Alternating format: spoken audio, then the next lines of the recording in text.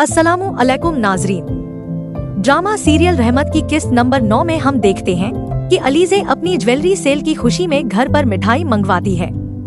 इस पर उसकी वालिदा बेहद खुश होकर कहती है कि मैंने तुम सबको आलम के खिलाफ जाकर तालीम दिलवाई, लेकिन मुझे इस बात पर फख्र है कि मेरी बेटियों ने मेरा सर ऊंचा कर दिया।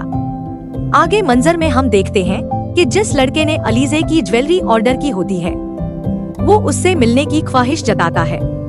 अलीज़े उसे अपनी लोकेशन भेज देती है। जब वो घर आता है तो उसकी बहन डिजाइन्स देखकर हैरान रह जाती है और कहती है, कमाल के डिजाइन्स हैं, बहुत खूबसूरती से बनाए गए हैं। इस पर जवाब मिलता है, ये सब कमाल अलीज़े का है। लेकिन जैसे ही वो लड़का अलीज़े को व्हीलचेयर पर देखता है तो वो एकदम हैरान रह जाता है।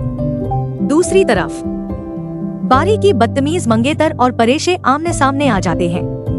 वो घमंड से कहती है, मैं बारी की मंगेतर हूँ और तुम यहाँ से चली जाओ। लेकिन बारी साफ इनकार कर देता है और कहता है, परेशे कहीं नहीं जाएगी।